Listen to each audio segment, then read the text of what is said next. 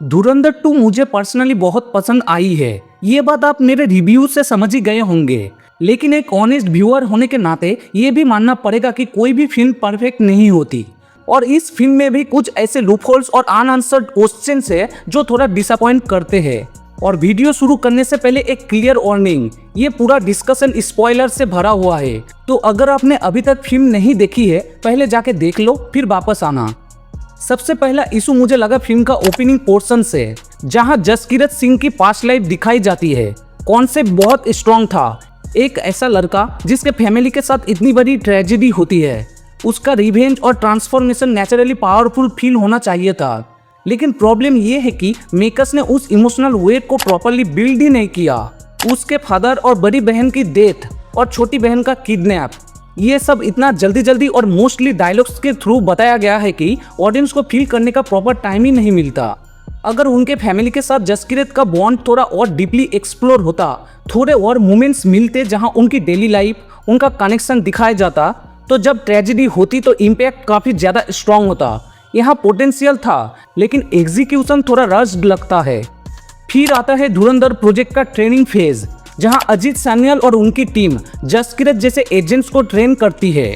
ये पार्ट तो ideally film का एक मेजर हाईलाइट होना चाहिए था, एक नॉर्मल इंसान का डेडली ऑपरेटिव बनने का प्रोसेस।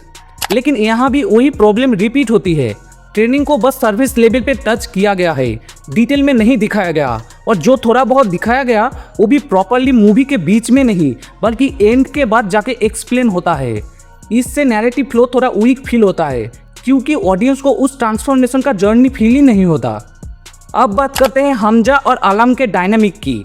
जब हमजा अपनी बैक स्टोरी शेयर करता है तो नेचुरली एक्सपेक्टेशन बिल्ड होती है कि आलम भाई का भी डिटेल बैकग्राउंड मिलेगा, लेकिन यहाँ भी सिर्फ एक लाइन में काम निपटा दिया गया कि वो एक पॉकेट मार था और फिर इस प्रोजेक्ट का हिस्सा बन गया। इतना इंटरेस्टिंग कैरेक्टर और इतनी सिंपल एक्सप्लेनेशन, ये डेफिनेटली अंडरवेलमिंग लगता है। ऑडियंस को उसके कैरेक्टर के अंदर घुसने का मौका ही नहीं मिलता।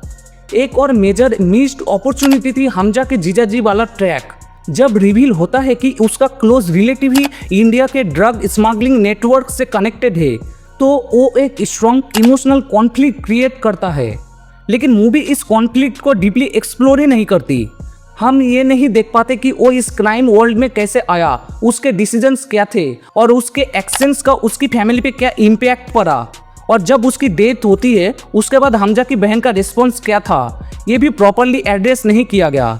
लास्ट में बस एक हैप्पी ग्लिम्स दिखा दिया जाता है जो थोड़ा इनकम्प्लीट फील देता है। और सिर्फ यही नहीं, हमजा की वाइफ रियालिना और उसके बेटे का क्या हुआ, ये भी एक बड़ा अनआंसर्ड क्वेश्चन है। इतना इंपॉर्टेंट कैरेक्टर होने के बाद भी उनका कंक्लूजन क्लियर नहीं दिया गया। मेजर इकबाल के डेथ के बाद बड़े साहब का क्या हुआ, बालोच का नेक्स्ट लीडर कौन बना, लियारी का गद्दी में कौन बैठा, और सबसे इम्पोर्टेंट जसकीरत का फ्यूचर क्या है, ये सब चीज़ें मिस्ट्री बन के रह जाती है। एक तरफ ये open ended story telling future के लिए स्कोप क्रिएट करती है, लेकिन दूसरी तरफ ये ऑडियंस को थोड़ा अनसेटिस्फाइड भी छोड़ देती है। ओवरऑल प्रॉब्लम ये नहीं कि धुरंधर 2 में आइडियाज़ की कमी है, एक्चुअली आइडियाज़ तो इतने ज़्यादा है कि फिल्म उन्हें प्रॉपरली एक्सप्लोर ही नहीं कर पाती। हर कैरेक्टर, हर सब प्लॉट में डेप्थ का पोटेंशियल है, लेकिन टाइम और फोकस की वजह से वो फुली यूटिलाइज नहीं हो पाता। तो एक तरफ आप इम्प्रेस तो होते हो उसके स्केल और इंटेंसिटी से, लेकिन दूसरी तरफ दिमाग में काफ़ी सवाल भी रह जाते हैं।